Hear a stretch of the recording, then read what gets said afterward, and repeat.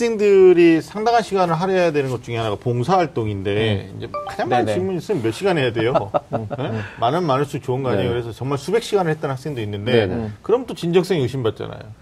이걸 뭐 정량화해서 너는 몇 시간 해야 돼 이렇게 물론 이제 논술 전형이라든지 정시에서는 3학년 동안에 몇 시간 이상이라는 전제 조건을 다하는 전형도 있어요. 대학도 있고 보통은 20시간 정도라고 하는데 학생부 종합 전형에서 일단 사회적 약자에 대한 관심과 배려, 봉사활동을 하는 게 맞는데 봉사는 시간이 중요하겠습니까? 아니면 이제 행위 자체?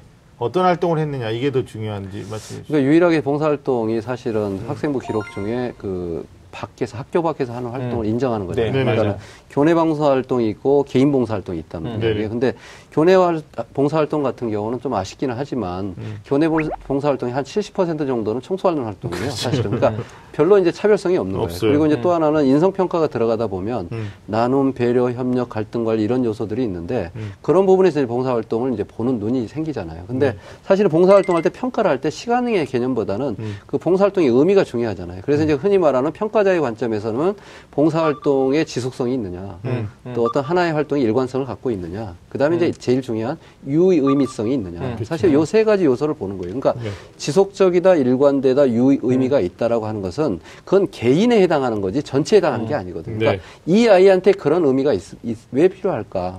또 그런 의미를 통해서 이 아이가 어떤 일관된 활동을 하면서 의미를 발견했느냐 그런 거기 때문에 봉사활동은 저는 양은 중요하지 않다.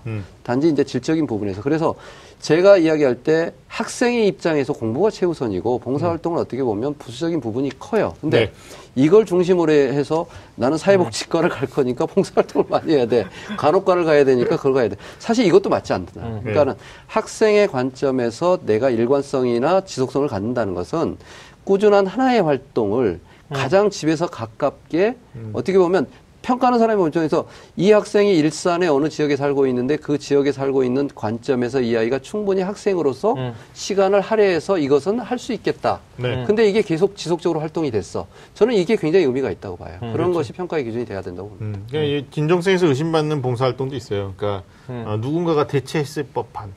그러니까 예전에는 독거노인한테 도시락 정말 많이 갖다 줬거든요. 근데 실제로 엄마가 갖다 주고 본인이 한 걸로 처리한다거나 아니면 장애인 점자 봉사 같은 것도 있었는데 그러니까 이제 보호자가 대체할 수 있는 그런 것들에 대해서는 대학에서도 이제는 좀 안목을 좀 높이 평가하는 거예요. 기준이 좀 높아졌다고 봐야 되겠죠.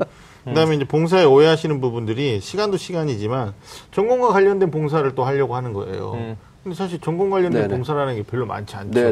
그래서 말씀하신 것처럼 유의미한 봉사를 지속적으로 그러니까 막 방학 때 몰아서 하는 이런 것보다는 일주일에 1시간을 하더라도 꾸준하게 하는